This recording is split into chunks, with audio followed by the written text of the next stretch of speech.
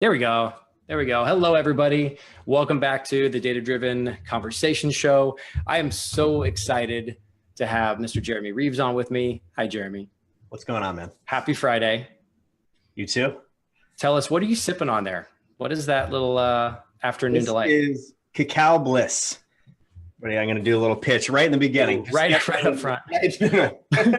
So that's one of the products that we sell, and you should go buy it. Yeah, perfect. I love starting off with a pitch. We're marketers. Getcacao.com. No, that stuff is so good. Megan and I was telling you, we drank it like all up and down Norway. It was nice. It was cold, but it was like such a nice warm thing to be drinking. So love that stuff. Okay. So are you ready to talk about some marketing metrics, especially the importance of LTV? Yeah, man. Definitely. Awesome. Okay. So before we dive into the metric, I just kind of want to, those who don't know you, which I don't think there's that many people in the world that don't, could you give us just a quick little intro about, who you are, what you do, and then kind of how you, maybe a story of how you became a data-driven marketer? Yeah. So I work with a company called Mindful Health. If you guys know Danette May or Craig Collins, they're the owners of the company. So I'm their basically run marketing for the company. And so before that, I was basically a sales funnel guy. So, freelancer for like 10 years, building all kinds of sales funnels. If you're in the natural health space, you've probably know about a lot of the sales orders I wrote and funnels I put together, that sort of stuff, probably mailed for them, that sort of thing. I won't go through examples because it would take a while. So essentially just a marketing guy, one of my clients, Justin Goff, which if you guys are in the health space, you probably know Justin. So I was working for him, and Craig reached out to him, was looking for a guy to run the marketing. Justin made an intro to Craig. I actually didn't even want to talk to Craig because I was like, oh, I love the freelancing life. Why would I ever want to be an employee? Right. And no, Justin's like, no, dude, like this guy's special. Talk to him, so I did. And then me and Craig hit it off like within like 5 seconds. So I met them actually at TNC 2 years ago, like 2017. Wow. Is that as recent as it was? I didn't know that. Yeah. Or last year. Yeah. The one last year. We talked on the phone like 3 days before like TNC last year.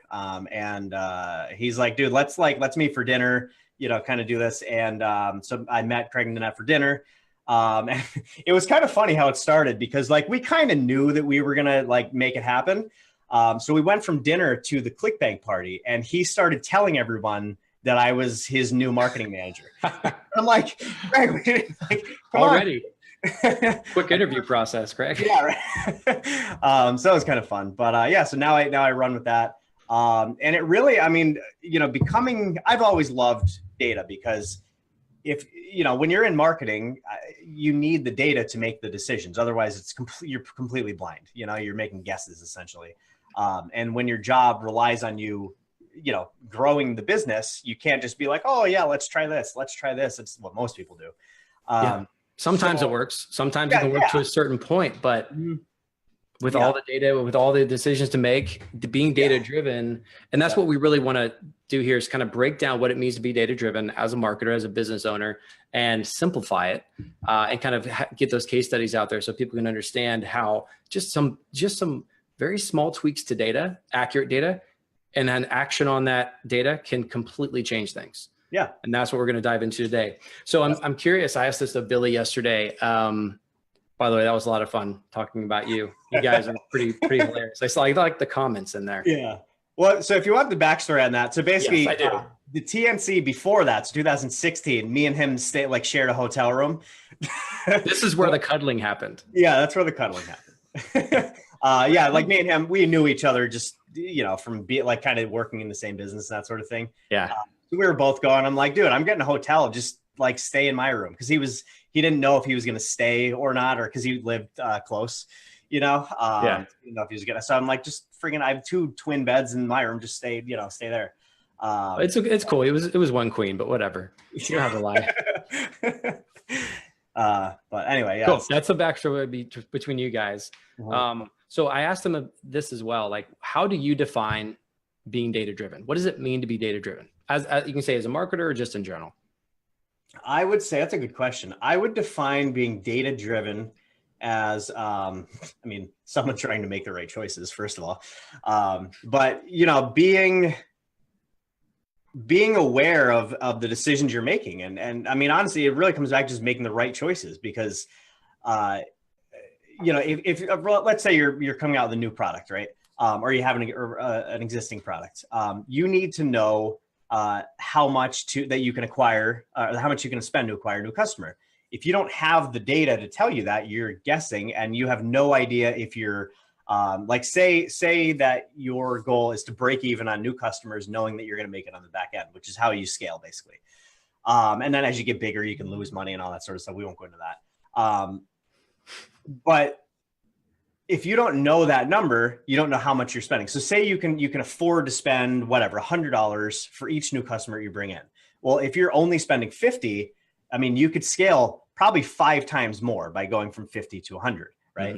Mm-hmm. Versus if you're spending 150, you're losing money and you're going to go out of business soon. So if you don't have those metrics, and you can apply that, like that example, to everything that you're doing, whether it's coming out with a new product, like how do you know, you know, when you're looking at your upsell funnels, you know, you should know, okay, well, the existing, or the first order, right, is worth X amount of dollars. And then you should have some kind of criteria for, like, okay, well, they just spent whatever, $10 on the initial order. You know, the upsell number 1 is worth an extra $5. Upsell number 2 is worth an extra $2.50. You know, extra number 3 is worth an extra $1.50, whatever. You need those metrics to be able to know how much to spend to acquire new customers, right? So it's just, you know, if you don't know the metrics, you don't know what decisions to make, essentially. Right. Exactly. You don't know what levers to pull. You don't know, you can't really figure out what customers to go after even. I mean, we know, like, I mean, you know, we have our LCV numbers for Facebook, for Google, for organic, for social media, for YouTube, for all the different channels. And we have different CPAs for different channels because they're worth different amount of money, different amounts of money for each channel. You know what I mean? Even like if you guys are doing Facebook ads versus Google ads, that funnel is totally different, because on Facebook ads, at least for us, like Danette is like the face of our business. And so they see videos, right? And so when they hit the sales page, it's a much easier sell. Our Facebook funnels convert, like on the sales page, convert about 3 times higher than our Google funnels, because they're already pre-sold. Danette's like, she's freaking godsend, you know, for pre-selling. So she builds a relationship. She overcomes the objections in the Facebook videos, so that by the time they get to the sales page, they're already pre-sold, versus Google, they're not. And then, you know, and just from having that relationship, we know, even downstream, you know, how much more or less they're worth, you know, in that funnel, after that funnel, you know, over the next 30, 60, 90 days or whatever. So important. And then there's a lot to unpack there, but I want to come back to LCV, or so lifetime customer value, or LTV. Sometimes people do LTV, same thing, right? Yeah. So you kind of talked about why that was important, but this is really like where we kind of want to dig into the importance of knowing your lifetime customer value. Mm-hmm. So before we kind of show the data, before we show the screen, and I'll bring that up here in a second, but for those who, let's say, maybe are not as an advanced marketer as you are, is LTV or LCV something that you need to start with? Maybe let's say you've got a funnel of 1 or 2 products, you've got an upsell flow. Is LTV important yet? I mean, it is. It certainly is. It's going to depend on how fast you scale, because, right, LCV is basically a scaling number, essentially. You can, there you go. So you can grow business. Kind of depends on what you're trying to do with the business too. Yeah. If you want a lifestyle business and you only want to make whatever, 10, 20 grand a month, you don't really care about scaling, that's not going to be important to you. If you're trying to build $100 million business that you could sell, you need it basically as soon as you can possibly get it. Because so in our example, you know, we had a CPA, right, that we had set at $15 for the one product. And we were making essentially, so the reason that I kind of saw this was when we get our reports from our Facebook agency, right, they break it down, and we can see the CPA by warm traffic, So retargeting essentially, Yep. And by cold traffic, right? So I looked at the data and our cold traffic CPA was about $20, right? And our warm traffic was about $10, right? So we would get all the people in with the cold traffic with videos and that sort of thing. And we would, every sale cost us $20, but then we would retarget them and they cost us $10. So our overall CPA was $15, right? Or actually it was like 13 at that point. So I said, like, I looked at that and I was like, all right, well, if the cold traffic is converting at 20% or $20, what happens if we can convert all of our traffic at that cold traffic level, right? Like, and these are like basically like the broad audiences essentially. And so I looked, and me and Austin worked together, getting our data accurate, that sort of thing. And so I looked in Detox, and it turned out that like when I was looking at my spreadsheets that I have, which is basically the immediate allowable cost per acquisition, that only showed me what we could afford to spend. What we could afford to spend immediately, right? So like day one, that's kind of what we were going after. What we realized was that in that funnel, for whatever reason, one of the products in that funnel was our membership site, right? And for whatever reason, people that were going through that funnel, they converted at such a high rate. Like the membership retention was higher than other ways of getting them into the membership. Right. And so we found out that if we just looked at like a 3-month break-even point rather than a day one break-even point, that having them in that membership site increased the LTV or the LCV or whatever you want to call it up to, and it's actually a little bit higher than 20, but we set it at 20, like, so we have some room for buffer. So I looked at it and I'm like, oh my God, we have to test what would happen if we hit this cold traffic $20 level. And we did that and went like, we were making like 15 sales a day on average. And now we're making it's up to around like 350, 400 ish, that range now. It depends on the day. It's not like an exact number every single day. That's a huge jump. Yeah. Just from going up $5, because the big thing to look at this as is we unlocked the level at which cold traffic converted at what we needed it to. That's like the big aha here. Because what we're doing now is we're looking at all of our other funnels, right? And doing that same thing. So I know that number now for cacao, which we're working on. I know that number for the product that I just yeah, exactly. For all of our other numbers. And it's not going to work out perfectly in every scenario.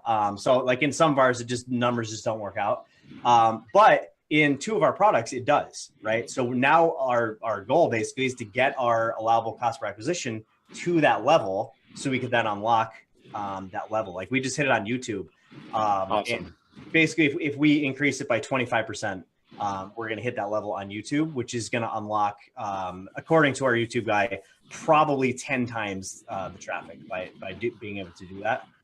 So it's insane how it works, but you have to just having the numbers. Like if we didn't know that, it would have been kind of a floundering product still, So yeah, and that's how there's 2 good points there. One is like what you said in the video you sent over too. What we've talked about is like that was a funnel that you might have assumed, well, it's not performing well, or it's not a good funnel, right? So were you right? Like so, that's the thing is like you've got to be data driven and ask specific questions and really be very exacting. It is a detailed process, but when the data is visualized like this in front of you, I'm not a spreadsheets guy. I like to see it like this, but when you can see these kind of variabilities and then take that immediate action. That's the big thing is you saw it. You're like, aha, wait a minute. What if we did this? And then you almost got immediate feedback. Yeah. Almost. Yeah. Right? Yeah. I mean, it was pretty much, I told them to increase the CPA from 15 to 20 and like 3 days later it went from 15 to, I don't know, 2 or 250 sales. And then we continue to ramp it up, the optimization and that sort of thing. Amazing. This kind of growth is possible, right? Like hockey stick growth is possible. So I'm curious from a dashboarding standpoint, from the spreadsheets you were looking at, could you kind of like looking over your shoulder, if we're looking at your computer screen, I know it's mine, but we were looking at this here, you had spreadsheets before, right? Like you were managing it there. Could you kind of walk through and I can click where you want me to click, like your thought process when you're looking at this dashboard? I'd really love to kind of capture that. Yeah, that's actually a cool thing. So, all right. So one of the things, yeah, and this is, so it's not our data. So This is not your data. This is yeah, anonymized data, but it's a similar LTV. yep. Right? You were asking for LTV or LCV, the average, right? You're asking for this, but that can only help you so much, right? You want to go explain that?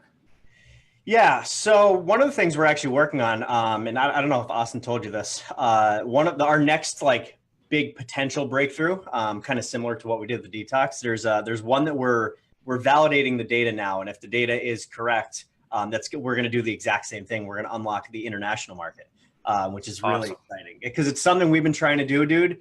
Literally since I started here, it's been like, because I mean, if you unlock internationally, it's like unlocking, you're unlocking entire freaking nations, you know what I mean? Literally. So anyways, yeah. So go into, let's just say Google International. Okay. You click in here. Or actually, all right, sorry, go back. It's all right. So we're going to go back. So here's just the average. We're looking at June 1st, 2017 to today. Yeah. Right. So, and it's actually funny because these are the opposite numbers of our, all right. So here we'll look at Facebook and Facebook International, right? So you can see on this screen, Facebook is worth $23. Facebook International is worth $39.98. Yeah. I'm gonna make my screen bigger. There we go. So let's just pick so we could do funnel, I don't know, one. Ooh, very different. Yep. So that's that. And then let's do, there's only product two. So one of them, I'm basically looking for an example where the international is higher. So we can,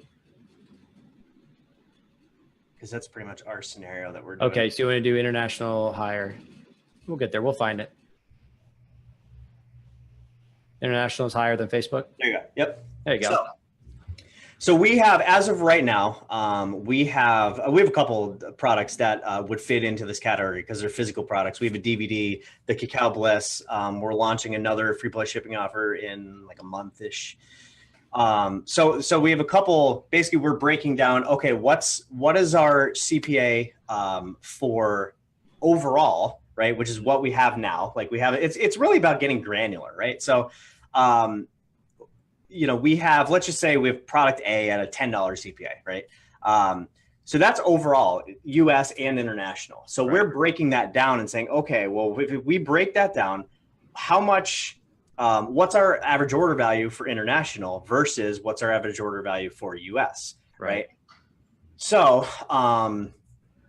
essentially what we're doing is breaking that down, and according to our data, for the one funnel, and actually for two funnels, the one, it's a massive boost. The other one, it's like probably a 10% increase, which even still, if we could increase the CPA by 10%, that's even a big. I mean, our first one is 15 to 20 bucks. That's like a 30% jump or whatever. But even 10% can do a lot. When you increase your CPA for your traffic agencies by 10%, that can give them a lot more to work with. Yeah. It doesn't seem like much, but it can. Anyway, so we're breaking down what our AOV is for US versus international. And in the funnel that we're looking at, so like this one is 2022 versus 2252. Yep. Ours is pretty much double. So like the one is 10 and the other one's 20. So we're validating all that data. And if everything, is correct and accurate and all that kind of thing, we can then increase our AOV our CPA from 10 to 20, right? Imagine what that's going to do. And ours is it's actually a bigger difference than that. So that pretty much would unlock the international market because, again, like in our example, the number that we would be able to go to is, way higher than what we're getting our CPAs at for international. So again, like in the example, say we could go to 20, ours now is like 15. So we can actually go scale it above and beyond what the cold level, would be. Yeah, that makes total sense. And then in this situation, like we're clicking in and you can see the original product purchase is coming through funnel 5, but then also understanding what other products they purchased right? So based on people who came in through the Facebook International, through the funnel 5, then went ahead and bought these. Now, of course, it's anonymized, but this could have been the membership or DVDs or cacao, like you said.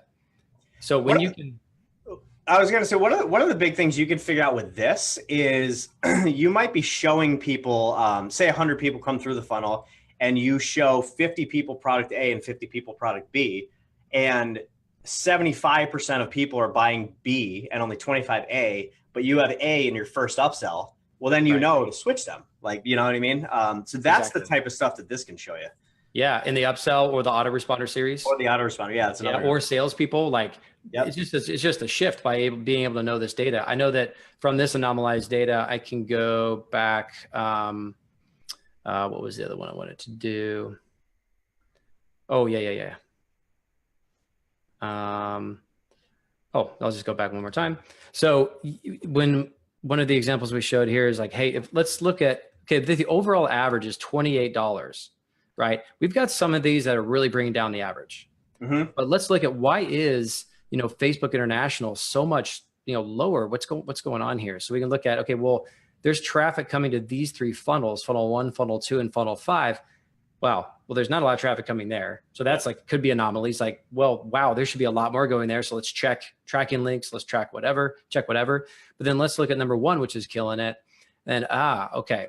So again, the membership is by far the first thing that they're buying after they purchase the first one. Product A, product B, C, D again. So this is super valuable to know when customers coming in, what they're purchasing first through which funnel, and then what they're buying next. These insights really helped you make that decision. Yep. That is awesome. And actually go back to, so that one. So another thing that you can do if you have data that looks like this is most people, I was saying before, like having different CPAs per traffic channel. Well, look at this. Let's just say that you were doing like the whole break-even approach for Facebook, and you said, okay, well, the lifetime value, and for simplicity, we'll say that you're doing the lifetime value like in, I don't know, a month, right? So you're willing to essentially break even for a month before you start to profit, right? Right. That's the type of thing that you want to do, like if you're going to scale, and pretty much the bigger you scale, the longer that goes, essentially, because it lets you spend more to acquire customers.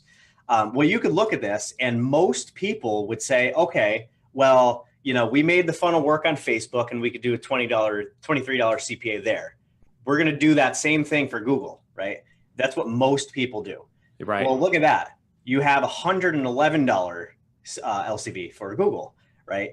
And in general, it's not going to be that big of a difference, right? But there is a difference because different people will use different platforms, right? So you might get people that have are more like a higher lifestyle, higher income, that kind of thing, using Google versus Facebook, or vice versa, or whatever it is, or just the way that maybe the people that are willing to buy through Google because they're not as sold as Facebook, well, maybe they have more money and they're willing to just spend $100 on your product, versus people on Facebook have to be sold more, and they have less money to spend, therefore less worth less over time, or whatever. I mean, I'm kind of just like making stuff up on the top of my head, but those are the types of insights that you can get looking at this. Yeah. So it's man, I'm such a data geek. I love. Yeah, you are. And I get on like a Friday at 2:00. I go out with like some bourbon and a cigar, and I get in here, and I'm in heaven. See, that's a live video I want to do with you, where you're relaxed. We've got a video from the computer screen, you with the stogie and the whiskey and the data. I mean, that's how we need to do the next Facebook Live. Yeah, right. Me going through the progress. I have a feeling Craig would not want me to show our entire thing to the world. Probably not the best for the brand. Yeah. So we'll have to X that. But you and I can do that on private channels. Yeah. So what else is really important in when talking about lifetime value? And actually that question, plus there are lots of ways to calculate LTV, right? There's not just one equation. Yep. It varies in so many different ways. So company A over here could be completely different than company C, but be selling similar things. And they could be like, because of their internal systems, because of their internal platforms, because it's just the way people make decisions. They don't think of LTV in a certain way that another person does. So there is no universal one, really. It comes down to the business. So I guess I can't answer my own question, but what else around LTV do you think is really important for marketers to understand? I would say another really big one is when they're spending more money, right? That's something we're working on now. And again, we got the data from this. So you might have to wait a couple months, like maybe so it's really comes down to buying cycle, right? So if you have some kind of product where it takes months to get the result, your buying cycle is going to be longer, right? So say it's like some kind of business coaching and, whatever, you have like a year-long program, right? You're not going to have people that are worth $1,000 on day one, $2,000 on day two, three, like it's going to take, you might go $1,000 on day one, flatline, and then 6 months when they're getting the result at the end of the program or whatever, you might jump to 5,000 because then they go to your high level coaching program or whatever, right? So the faster the faster your product is going to get the person a result, the faster they're going to buy more, and you're going to see that that increase. So one of the things we're looking at is by product, when people are buying more products and what products they're buying, like you went over before. So that's been a really good one. So we have some products that like we have the second reorder or the second order, third order, looking at percentage of people who buy after the first initial product. We have some products that are like kind of duds, and it's like a couple percent, and do a second reorder. Obviously something's wrong with the product. So you look at the product and say, okay, where's the bottleneck? Where's the breakage point? Versus we have other products where like 60% of people are buying another product, right? And it's like, oh my God, we need to push these, and that generally reflects in the LCV. But what the other thing is, it shows you when they're buying. So one good example of this is, and the same thing is for a membership site, you can see kind of when people are dropping out. Right. And so the one metric that we have is when people upgrade. We have a monthly membership site, and then we have an annual option for that site. So we can see exactly what percentage of people are upgrading from monthly to yearly. And right. So, and this is a big thing. We're actually in the middle of hiring someone like just for this, for retention. So he's going to take over this project. But so we have, people come in and we have a 90-day autoresponder for those people. So my theory, which was wrong, right? I will gladly admit it, was, all right, the first 30 days, let's just work on keeping them in the membership site, right? Yeah. And then after 30 days, then we could start doing like, hey, do you want to upgrade annual, blah, blah, blah, blah, blah. We looked at the data, and the data showed something totally different, right? We have, I think it was 35% of people that upgrade to annual in the first like 7 days. All right. But yet we have nothing. And it was like 70% upgrade in the first 30 days, but we have nothing pushing them to do that. So that's just happening organically. Yeah. So what happens? Then you go back and you say, okay, well, they're upgrading the first 30 days. Let's give them offers because they're going to buy anyway, and how soon did you give them offers then? How much did you move it up? So we didn't redo it yet. This is actually just something I just learned like in the last 2 weeks. Yeah. Oh, awesome. Yeah. It's real time. Yeah, it's a new one. But yeah, so we'll go back and like we'll tweak the buyer sequence, and essentially I'll probably have, I don't know, probably 4 or 5 different offers in the first 30 days then, and different reasons to upgrade and like that sort of thing, you have to tell them why, obviously. But that's going to be like when we redo that, that'll be another huge win that we get, because the people are upgrading on their own. So it kind of give them momentum to do that. We'll probably see 3 times more people upgrade in the first 3 days. Yep. You know what I mean? That's what I was thinking. Yep. These unique case studies are so cool because, as marketers, especially with data, numbers don't lie, and numbers tell a story. Data tells a story. So sometimes we are wrong as marketers, but at least we have a way of like actually knowing that, as opposed to making a decision by gut or making a decision by like, that it looks like it's going this way. But if we don't take the time to look at the data, make that data-driven decision, then we could mess up something that could have been really incredible. Yeah. I've got a question for you on, so like, this is really unique. So I'm gonna go back up to this one, because when it comes to lifetime value, right? I've said this yesterday, I say it all the time. Your output is only as good as your input, right? You can't have an accurate LTV or multi-channel attribution, all those really sophisticated metrics without, you know what I'm going to say, great tracking, right? You can't measure, you can't manage what you don't measure, but your tracking has to be set up right. Could we talk a little bit about tracking before we jump off, and like how you guys kind of set that up so that we could have a beautiful graph here that actually has separation from all these different acquisition channels? Yeah, that's a really good question. That's like, me and Austin work on that constantly. Because pretty much like what my process for using Praxis is, I look at it to find the insight, and then I validate it through through some other channels.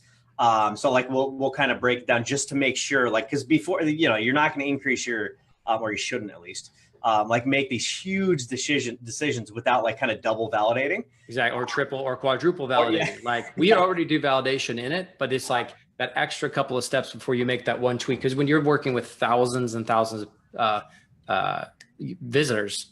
Yeah. Oh yeah. You got to be very careful. I get it. Yeah.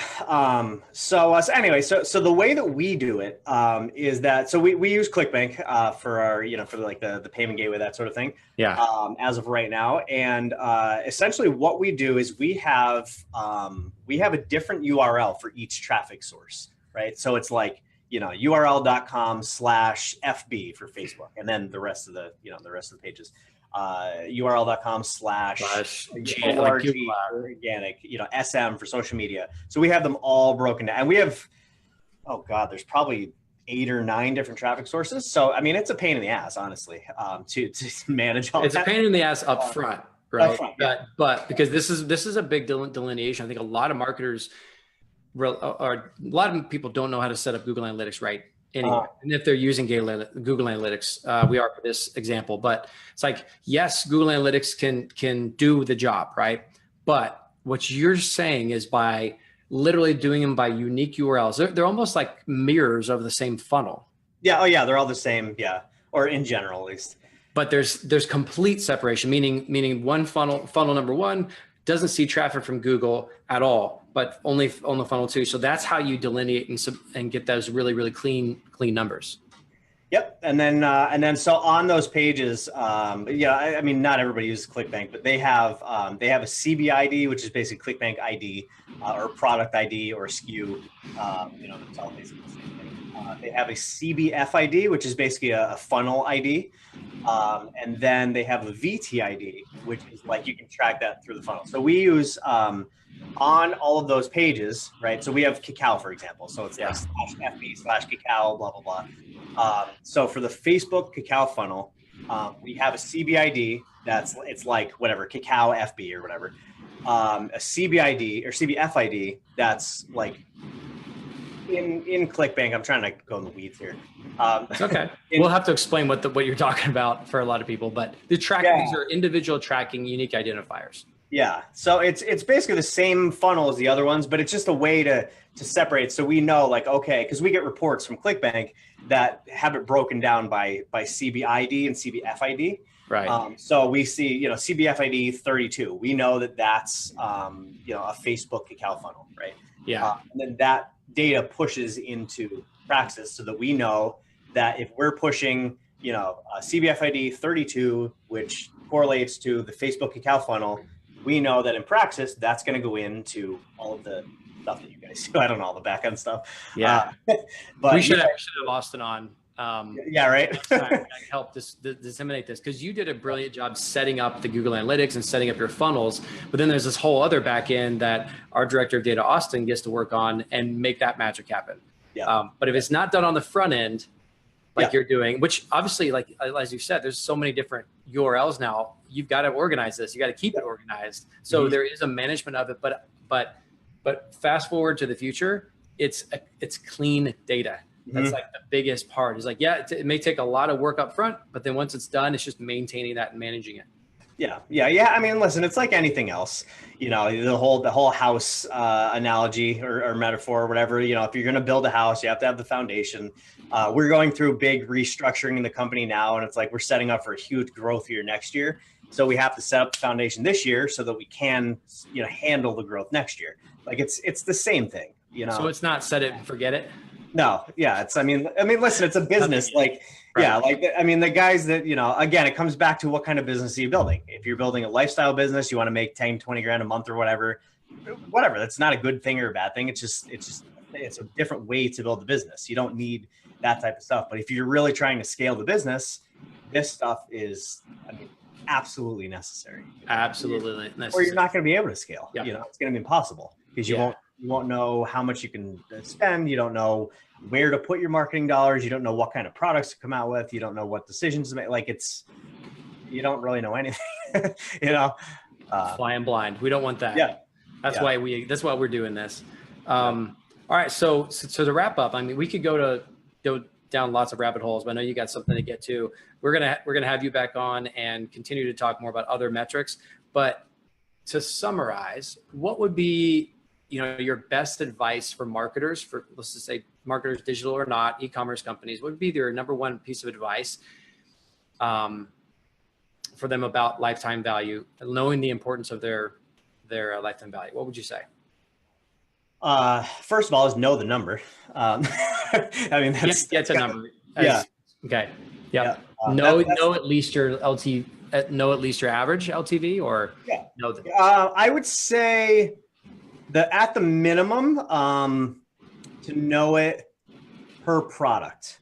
Awesome. Right? Yeah. So like if you know, because I know us, like our average LTV for the company might be whatever, $30, but for one product, it's $200. For another product, it's $10. Just like this, like even per funnel, right? So if I did, or let's go. Yeah, like per product. Yeah, per product. So there you go. Yeah, there you go. Just product number 2, which could be cacao, whatever, it has a $69 one, whereas product 3, it's 150. So knowing on a granular basis, as you said before, not just the overall, that one's nice, but when you get granular, then you can really make better decisions. So that's another great.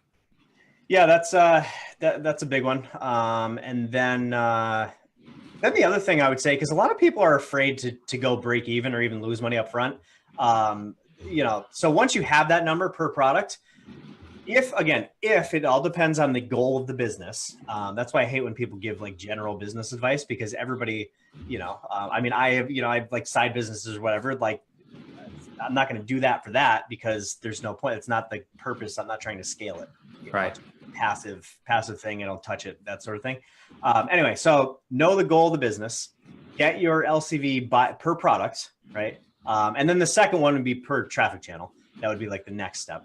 And then if you're trying to scale, if you're in a growth stage, don't be afraid to break even up front. You know, and you'll have to look, like you can track it. It's like, you know, you're making $10 on day 0, you're making whatever, $12 on day 30, like whatever your comfort zone is. But just don't be afraid to break even, because that's how companies scale. Because the more that you can acquire to spend, Dan Kennedy's been saying it for like 100 years. Yeah. You know, the person who can afford to spend the most to acquire the customer wins every time. You know what I mean? And most people don't follow that advice, honestly. That's like every day I wake up and my head is, how do I spend more to acquire customers? That's in my brain every day. I mean, sleeping half the time, like, you know, that's the name of the game if you're trying to scale, you know. That is awesome advice. And coming from you, like you to me, you're a badass. To a lot of other people, you're an amazing marketer, and this is awesome advice. I really appreciate you being on with us and sharing all this. We're definitely going to do some more of this. And you know, it's just fun to me. It's like, figure it out like together. I know there's going to be some questions in the comments. So please keep putting the comments in. You and I can get back to everybody later on. In the meantime, go check out DanetteMay.com. Any other websites? to get the cacao? Well, if you want the cacao, it's getcacao.com. Ooh, that stuff is so good. Nice with warm water, milk, getcacao.com. And then if y'all have questions about dashboards, tracking, analytics, and you want a dashboard built for your business, but don't know where to get started, go to praxismetrics.com. I think we're going to have Kurt Malley or somebody's next week. I got to check the schedule, but I'd like for you to like, give me an idea. Who else should we have on here that you know? Oh, man. Out of my network. You should try to get Mike Geary on. Okay, you should try to get Mike on. I have a feeling that'd be a hard sell, I think, for him. He never does anything publicly. That'd be we'll see. That would be awesome though, because I know he's super data. Justin Goff would be another good one. He'd be he's a freaking badass. Oh my God, I'm trying to like so many people going through my head. It's hard to even pick one. Who are some? The guys, Mark Stockman would be a good one, and Jeff Radich from Natural Health Sherpa. They know their stuff. I mean, pretty much. Honestly, I would reach out to Mike and ask him because he knows pretty much everyone in the health space. That's like the space I'm in. I mean, Mike owns half the freaking businesses in the industry, or I guess his investor. That's a perfect start because I've got a bunch of other lists. I just wanted to add some more on. So thank you for that, man. That was a lot of fun. Any other last words? No, I will. I'll throw out the disclaimer that if you're putting comments in and you want answers later, I'm leaving in probably about a half hour to actually go and have bourbon and cigars. Oh, nice. Yeah, we're going over to my buddy's house, and then tomorrow I'm going to a bachelor party. So if you get some interesting comments, you know why. You're up late at night. Yeah, you're like, ooh, what did everybody say?